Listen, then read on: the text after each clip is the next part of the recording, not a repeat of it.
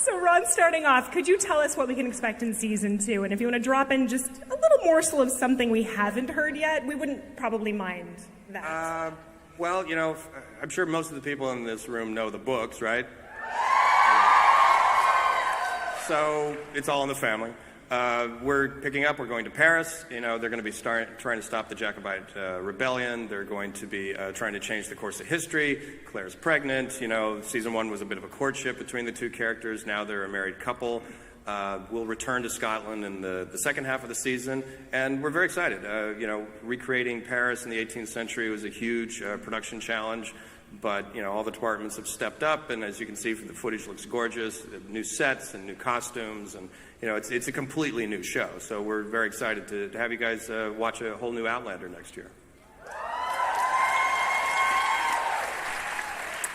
Diana, I heard you might be writing something special this season. Really? I hadn't heard that. Can I say? Okay. Yes, I actually am writing a script for one of the episodes this season.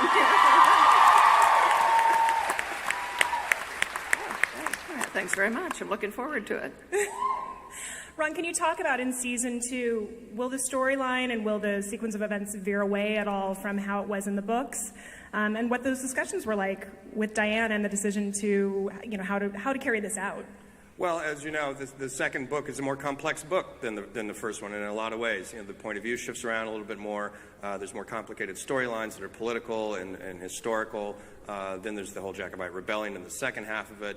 A lot of moving parts to the second book, and as a result, the adaptation process was more complex and took more work in the writer's room. So yes, we made changes, we've condensed some things, we've discarded others, but in the same philosophy we took in year 1, which is we're always trying to get back to where the book was. We're doing our very best to sort of deliver that story that we know that you love, and whatever changes we make are usually out of necessity, and if there's a way we can get back to a certain scene or a certain line, we'll always try to do that, even if it's not in the same place that it was in the book. But I feel like we've preserved the spirit of the second book, and, you know, it's a big challenge, but I'm proud of the team, and I think we're going to pull it off.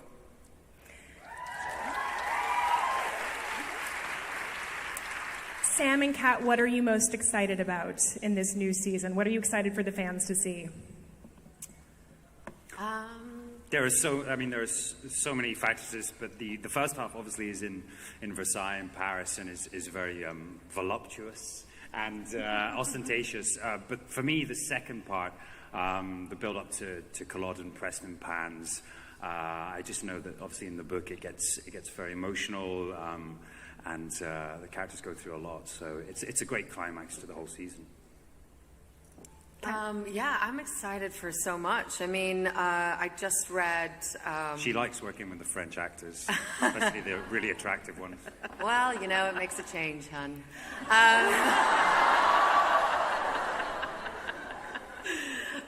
No, it really, you know, it was so exciting when we came back and, you know, seeing everybody and that familiarity, but to be able to sort of step into this very new world was really exciting. I mean, the sets are so incredible and the costumes. I'm just really excited for people to see the French element of it. And Meryl, welcome to your first Outlander panel. I know you're so active on social media and the fans love you and they're so excited to have you here today. I do want to talk to you just a little bit about the dynamic between Ron and Diana and yourself and how all of that works. You know, I mean, I know you are sort of there day to day, getting it done. But have there been things that the three of you there's been like a real point of controversy as far as how to carry something out in season 2? Has there been something challenging? I don't know if there's anything specific. It is a process day to day. I mean, we don't, while Diana isn't in the writer's room, we send her scripts and she weighs in. And I think it's always a challenge. I think the writers probably don't get enough credit for adapting these books because they're so hard and so complex, and Diana's put so much stuff into them. So I think the debate in the writer's room is kind of a constant, what do we keep in, what do we leave out? And fortunately, we have people who are lifetime fans of the book and people who are new to them, and I think it creates something amazing usually. We hopefully fill in the gaps and hopefully add, although there's not much to add to Diana's books, but I hope we've done the books justice at the end of the day. You also spent a lot of time covering up Katrina's drinking problem, don't you? This is... Speaking of, I thought we were going to have whiskey on the panel. Well, I believe this is one it's so Sam brought strange with because this bottle just appeared on the podium. I don't Oh, well, look at that. I don't know who brought it because it would probably be inappropriate for me to drink. It'd be It just so wrong. appeared on the podium. So, Sam, would you like to open the bottle and pour something? Oh, I thought this was all a bit dry. No pressure. I do want to ask for, in the new season, we love seeing everything from Jamie's perspective in the one episode in season 1. Are we going to see anything from his perspective in season 2? Not in the same way. That was Okay. kind of a one particular idea to tell an entire episode from Jamie's point of view. But sort of from that point forward in the series, now we've included his point of view. So now we can sort of go off, and follow Jamie as he's doing things, and while Claire's doing things over here. But that concept of doing his voiceover and telling it completely from Jamie's was something we just did for that one episode to just sort of pivot. It was a good way to open up the second half of that season and to sort of also tell the audience that, hey, this is also part of the show, that it's really about these two characters going forward. We're going for a Scottish pour here. I won't hear anything what we else call you a say for the bedwetter. rest of the Yeah, show. exactly. All right, since you all have a glass, anybody else want any? Oh, thank you. That's very sweet. Thank you. All right, we're going to do a little icebreaker here, loosen things up. Are you ready? This game, I'm going to use the French name for it, since Outlander, of course, is taking place in France in season 2. And I'm going to butcher the way you say this. Are you ready? Visage impossible. Kat's already calling me out on how terrible that was. Yes. That's great. This is a drinking game that's called Straight Face. Outlander fans from around the world have submitted sentences that they think you cannot say without breaking into a laugh or a smile. Okay? So what we're going to do is we're just passing these out at random, and you need to try to say whatever you are handed without laughing. Okay. Do we get to look first? I'm sure this is fixed already. Thank you. I'm already dead. I'm already dead. We don't get to look yet, though. Oh, really? I I've already lost you the don't get game to and hasn't even practice. started. No All right, pre-practice. straight face. No laughing, no smiling. Are we ready? We'll go down the line. Ron. I'll leave it to you, Sassenach, to imagine what it feels like to arrive unexpectedly in the midst of a brothel in possession of a very large sausage.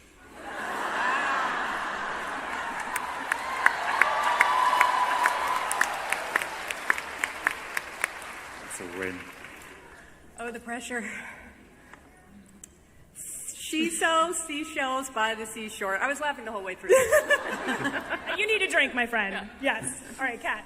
Oh, God. If I were a fig plucker or a fig plucker's son, I would continue plucking figs till the pig plucker is done. Drink. Sam. Edie. Well,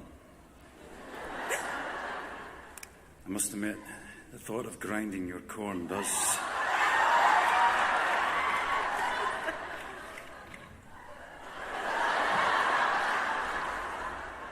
tickle me.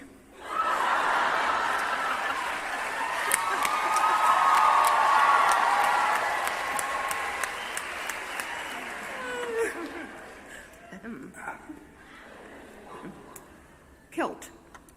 It's what happened to the last person who called it a skirt.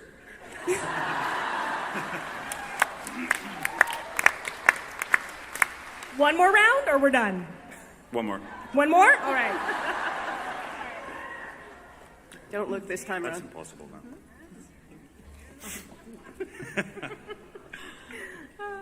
Talk amongst yourselves. Okay. Is this what it's like in your house? Yes. All right. It is actually. This is a bonus round, and some of these are 50 Shades of Grey lines, which were overwhelmingly sent in by fans. Apparently, they really wanted to hear you read some 50 Shades of Grey lines. So, bonus, if you can identify your line as a 50 Shades of Grey line, you may make everyone else drink. Okay? Oh. All right, Ron, you're up.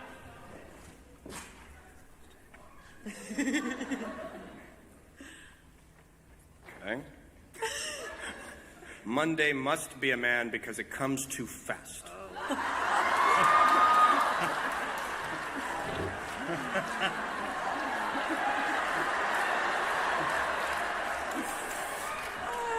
I hope this is a 50 Shades of Grey line.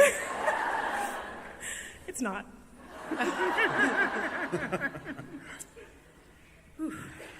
My very small inner goddess sways in a gentle, victorious samba. Wow. You did it! Good job. That was a 50 Shades of Grey line, yes. I assume. Yes. You know nothing, Jamie Fraser.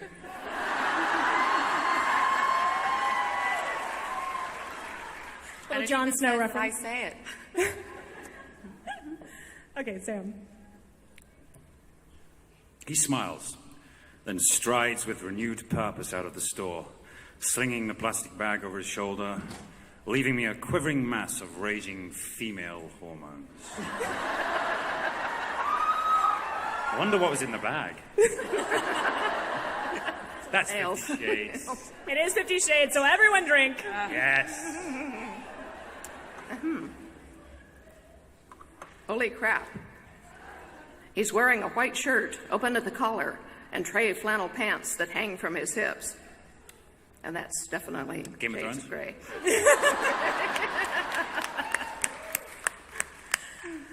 Diana, are we going to see you do another cameo this season? I don't think so. Okay. Yeah, I don't mind, but I'm not looking for one. You're too busy writing. I got a few things. Yes. How are you feeling about writing an episode? Oh, it's cool. Yeah. So far, I'm having a lot of fun with it. On the other hand, so far, everybody likes what I've done. So we'll see how it goes from there. Kat, you have some new, highly attractive gentlemen that you're working with this season on Outlander. They know what they're doing when it comes to casting. Yeah. Yeah, What's it been like for you to go to work every day this season? it's really, really tough, you know. Yeah, I don't know. I keep saying to Ron and Meryl, like, why do you do this to me? But, and especially when they speak French in soft tones, it's terrible. They read books, listen to music, smoke cigarettes, drink red wine.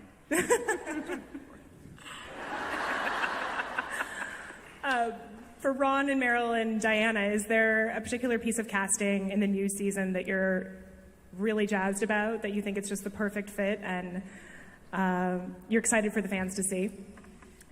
Where do we start? Honestly, I think the casting for season 2 is amazing. Who we cast for Fergus, a new little gentleman named Roman Baru. Mother Hildegard, whose name I've just... Francis de la Francis Tour. de la Tour is amazing.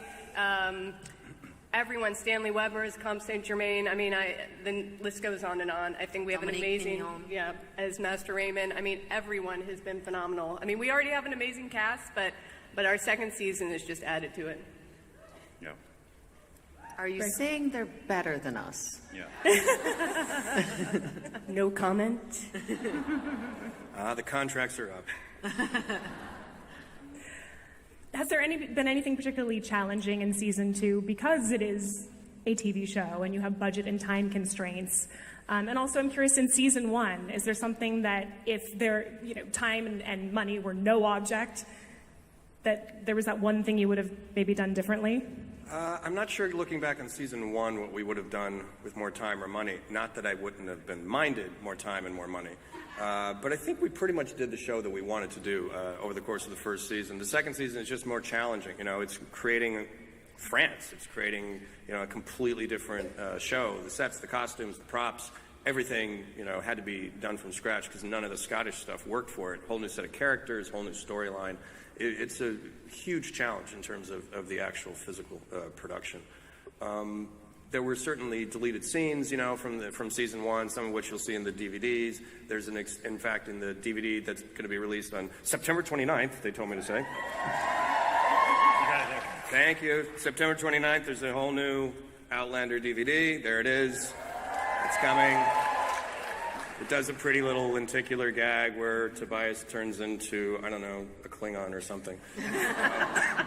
And on that DVD, there will be an extended cut, or actually an extended and completely different cut of episode 109, the one that was told from Jamie's point of view.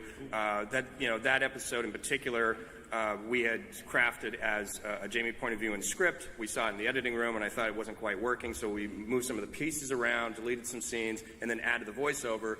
But if you watch the version that's going to be on the DVD, that's sort of the original intended version of the show. And the visual effects aren't complete, some of the color isn't right, but it's sort of a work print, for lack of a better term. It's kind of an interesting peek behind the scenes of the show. And there's other deleted scenes and gag reels and et cetera in the DVD. So you can buy it on Amazon right now, and it's available. It'll hit the streets in September.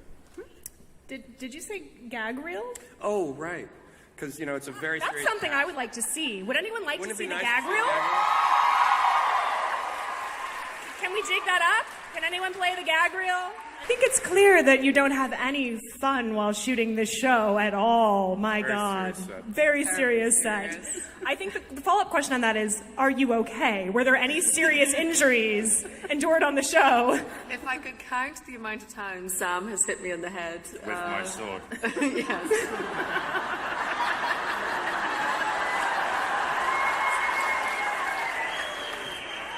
Yep. Sam, you've done a lot of physically demanding things on the show. Have you been injured at all while shooting? Apart from the time Katrina tried to sew my insides to my outside. I was amazed at how realistic his acting was. First time for that. Yeah. No, touch wood. No, I haven't been hurt. I really enjoy all the physical stuff we've been doing and all the horse riding and sword fighting. Yeah, but have injured Katrina more times than is necessary. How do you keep the levity on set when you're filming these really dark scenes or the sex scenes? What in between takes? I mean, we just saw some of the bloopers, but what's it like, in between takes? Do you stay in character, or are you breaking character? Tell Sam us. and I have such an issue with keeping it with the levity, really. I mean, no, I think Sam and I have a very similar sense of humor, which is probably akin to a 5-year-old's. And I think you have to have fun. I think that's why we became actors, is because we love what we do, and it's play. And yes, there's times when it's serious, but I think to be able to switch that off allows you, it doesn't get too heavy, and it allows you to kind of go there when you need to. I mean, I think, the heavier scenes, maybe there's, a little bit less chatter, or, sometimes you want to go off on your own and do your own thing and remain sort of concentrated. But no, we're certainly not calling ourselves by our character names. Sam, I just want to say for the record, I will never ask you what you wear under the kilt, because I think, how many times do you think you've been asked that question now? Just a ballpark. Oh, wow. How many times today? Yeah. At least once a day. At least once a day. Yeah, okay. yeah. But I am I should curious. come up with a good answer. I still haven't. So You're now wearing trousers this season. No more kilt. Do you miss the kilt? It's okay. I know. Let it out. That's not It's wholly okay. true. In season 2, I mean, Terry's done a terrific job. Terry Dressback has done an amazing job with the costumes this year. Last year, terrible. This year, they're amazing. They're truly incredible. And I was terrified. I think she would agree that I was terrified that I'd come out with big flouncy shirts and cuffs and things. But puffy shirt. Yeah, that's coming. I know. But no, she's done a great job, and I think Jamie he's assumed a new identity and a new character. But there's still an element of Scottishness about it, and there's still an element of who he is, and the kilt is definitely worn in quite a lot of the episodes. Diana, you just had a book signing where I believe you said something about Sam's trousers being distracting. Can you explain? What I said was, if I never see a close-up of the front of your trousers again, it will be too soon. You don't want to know. Really, you don't want to know. Grotesque. Yes, it is. Yeah. Let's drink to that. Yeah. Cheers. Cheers. Cheers. I just want to say I'm okay with it. Happily married, but I'm okay with the eye candy. Just going to put it out there. Diana, we're pouring a second. Any idea when the next book might come out and if it will be the last? And do you have an idea of how the entire series will end? Do you have that image or scene in your mind? I know the last scene of the last book because it popped up about 15 years ago, so I wrote it down. Who do tell? No, I won't. No, Ron and Sam have seen it. They're the only people in the world who have, other than me. The next book probably is not the last book, but I won't know till I finish the one I'm writing. I think I speak on behalf of Outlander fans when I say, don't ever stop. Don't ever stop. We need as much as you sooner or can later do. I'm going to die. Yeah. All right, we're actually going to open it up to you fans now to ask some questions. I'm going to be honest, I'm not quite sure how this works. Oh, back there in the spotlight, I'm going to guess. Yeah. Yes? Hi, what's your Hi. question? My name is Leslie, and last season, the most anticipated by the fans episodes were The Wedding and, of course, Wentworth 1 and 2. This season, what do you think the pivotal season or episode will be? Boy, that's a tough one. I'm not sure because it's there's a lot of things happening, a lot of different episodes. You know, probably I bet the midpoint, the pivot from Paris to Scotland and the beginning of the war is probably going to be a pretty big deal. And I'm sure the finale of this season will also be very eagerly anticipated. And oh my God, how are they going to really pull all that off? Right, thank you. Next question. Hi, my name is Emily, and my question is mostly to Sam.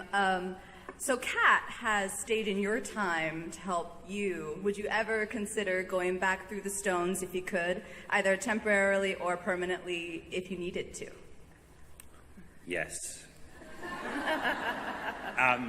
Yes, I think I would. Do that for me. Yeah, I would do anything for you. She's amazing, but she can also drink a hell of a lot. It's incredible. But I think I'd rather go forward in time. That was a money quote right there, I'm not going to lie. I will do anything for you. I mean, anyone else feeling that?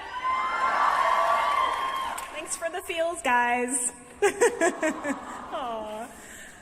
All right, next question. The lovely girl in the green, I think. Hello, my name is Matrice. My question is for Ron, but anybody else that has an anecdote can answer. The Scottish landscape is really beautiful. What did you find to be some challenging aspects when filming outdoors? It's fucking cold, man. It is a cold place, and you can always spot the Americans on the set, on location, because we're the ones wrapped up in Gore-Tex and scarves and gloves and goggles and hats and the whole 9 yards. And you'd look over on the camera team, and there'd be a young lady, a Scottish young lady, and just a t-shirt and a vest, and she's just bopping around, and we're standing there freezing. It's a cold, it can really get you, and it's hard, shooting in the location in the dead of night, and Katrina's out there in a little white dress, and it's tough. It's tough on the crew, it's tough on the cast, but they make them tough in Scotland, so they're able to do it. Ireland. And in Ireland. In Ireland. The horses also have an ability that if they don't like the weather or the wind blowing at them, they like to turn their arses into the wind, which doesn't make for a great camera shot, really. A row of horse bum. All right, thank you. Next question. Hi, my name is Brittany. My question is for Sam and Kat, and I wanted to know after playing such intense scenes, is there something specific that you do to disconnect, or is it easy for you to kind of leave it on set? Meryl, what, are you trying to imply that we would drink our way out of that? No. I think it depends. It depends on the scene. It depends on what the emotional content was. Sometimes it's quite easy to leave. Sometimes it kind of, there's a little bit of an overhang. But, I think through humor we generally try and leave things behind. I mean, Monday we had a really intense scene first up, and that sort of went for most of the day, and it was a lot, very emotional, and it kind of went on for hours and hours, and then we had one short scene afterwards, and it wasn't helped by the fact that Sam broke the door on the way into the scene. But we barely could get through that for laughing. Yeah, but yeah. Everyone wanted to go home, and you could tell the crew were getting really upset, and we just couldn't stop laughing, and yeah, it went well. Thank you. Okay, next question. Hi, my name's Angela from Toronto, Canada. Hey. And I'd like to know if there was actors boot camp for season 2, and aside from the obvious French lessons, what activities did you guys do? There wasn't. There wasn't really. No, we were back for sort of 2 weeks of prep, but it was more costume fittings and and obviously the French lessons as well. But it sort of feels like in the first season we know these characters and we know where they're going, and the sort of physical side, the first half of the season is less physical. It's more political, and Katrina likes to wear her baby bump all day. She has been horse riding in it just to get into the character of being a mother. Kat, did you wear the bump around town to get to cut in line at So Starbucks? I get into character, go Pilates. shopping with it. Gets you a better seat at a restaurant. Meryl and I go running. I wear it then. Meryl likes to stop and just I like to wear one too. Just to, I do too. solidarity. I would love for you to just belly up to the bar, right? Just go straight up to the bar, order a stiff drink. Give me a drink. Belly right up there. All right, next question. Hi, my name is Natasha, and I just want to thank you all for transforming our favorite book to screen so beautifully. My question is for Kat, and I would love to know how the costumes have differed from season 1 to season 2 in comfort. Well, the basics are the same. It's sort of the same corset and it's not the same bum roll. It's much larger, but it's amazing. It's amazing. My first week on set, all of the guys were like, "Damn, you got booty." It's amazing how into it they all were. It's the costumes this year are incredible, and it's just a very different world. Last year was so much wool and very muted tones, and this year it's these incredible satins and silks and these gorgeous colors, and I have to do a lot of sideways walking, but other than that, they're pretty comfortable. They did have to have tests before we started shooting to see if the female artists could get into the bus or get into the car. Or the bathroom. Or the bathroom. So we've got special bathrooms and cars built for them. Why are you doing the sideways walking? Well, they're rather wide. Okay. So To fit through a doorway, you have to fit through a doorway, to pass because we have up steps on our sets, and getting through the hallways in the sets, you kind of have to do a lot of crab walking. It's great. They all just make fun of me. There she goes, walking sideways. All right, if we have more time, we're going to get to more fan questions, but first, I just have to make sure that we do this during this panel. Sam Heughan, you owe me a debt.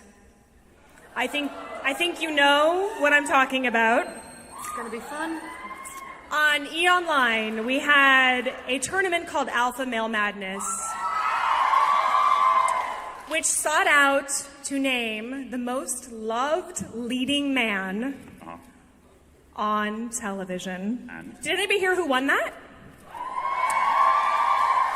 This guy, Sam Heughan, yes. Beat that, Colin O'Donoghue. The runner-up was Colin O'Donoghue, who plays Hook on Once Upon a Time. And Colin and Sam had this great back and forth where they were kind of taking the piss out of each other, and it was great. It was fascinating. You guys were such good sports about it. But Sam and Colin both vowed to dress up as each other if they were to win. Sam won and has yet to dress up as Colin O'Donoghue on Once Upon a Time. Does anybody want to see Pirate Sam? Yeah, I want to see that.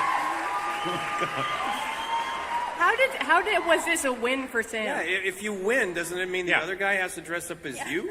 But he's, Ron, we talked about that, but we wanted people to vote for who they wanted to see pictured. Because if we had said the opposite, that the loser had to dress up, people would have voted for Sam to see him dressed up as Colin. Do you understand what I'm saying? It was a little complicated, I'm not going to lie. what the hell is that? I was thinking like... We have a shirt. This is the overcoat. That's quite nice. But if you want to just take the shirt off and put on the coat, we can do that too. It's like Fonzie pirate.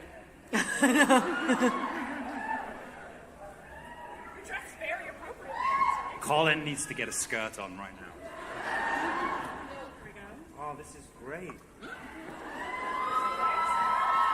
Wait, is Colin a little bigger than you, Sam? We have a hook. I'm not sure that fits. Here's the hook. Oh. Yes. Is it his left hand? No. Colin does also wear eyeliner. Yeah. Kat, do you want to do I think the I honors? should apply. I feel like it's appropriate for you should. to do it. Yeah. Here we go. And I have wipies to take it off at the end. I am prepared. Oh God, I Keeping feel this on all scared. day. All right. Come here.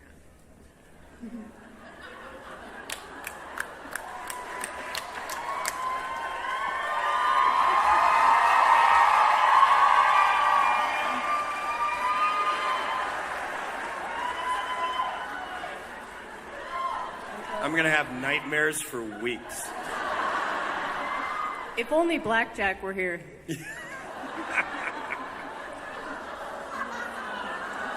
Too soon. Is that what you just said? Did somebody just say too soon? Really? Really?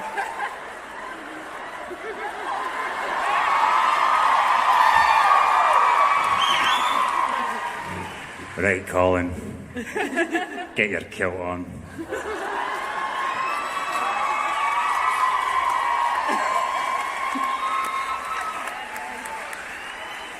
Yes! Thank you for doing that. That's so fun. You guys, who else would do that but Sam Hewen? Can we get like a big round of applause for that?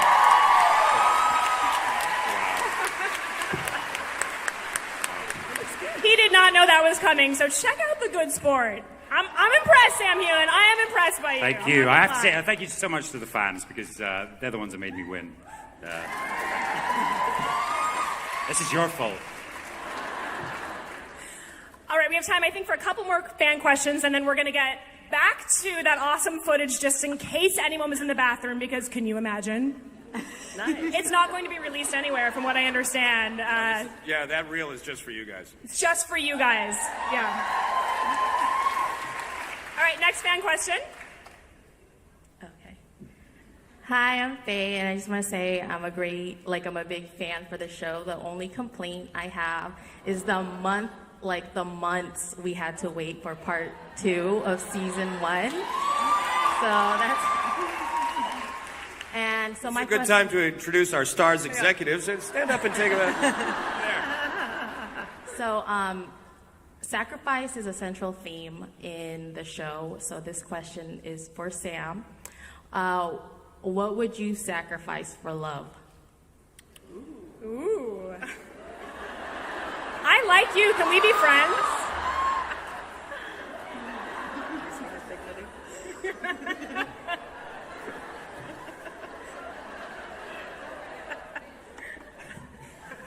Certainly not my left arm. What would I sacrifice for love? I guess everything.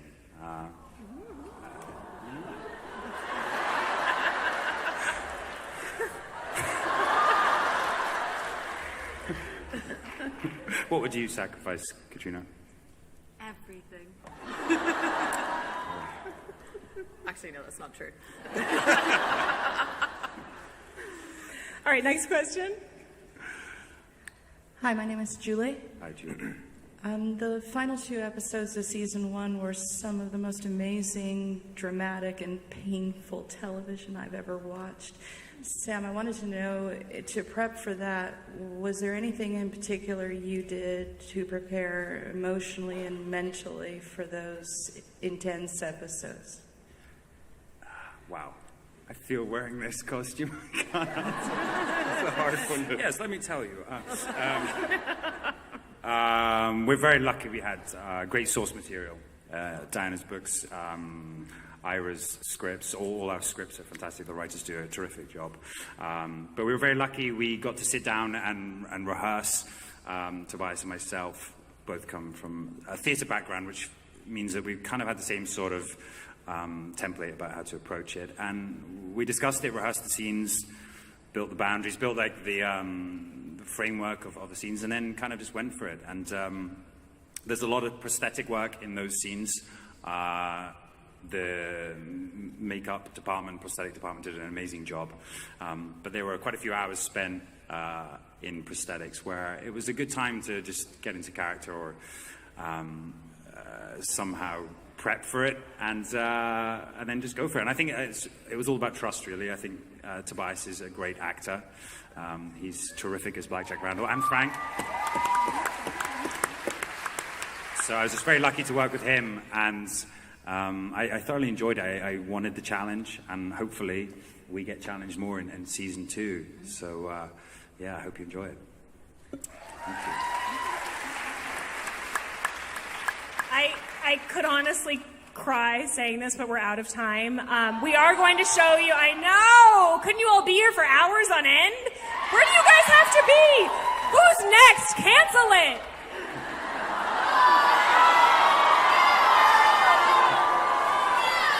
I actually don't know who's next, so please don't be upset. I have no idea. Is it Hannibal? Oh, I do love that show. And me some Brian Fuller. Okay, we need to wrap this up. I just want to say in conclusion, I hope every person up here wins an Emmy for this show.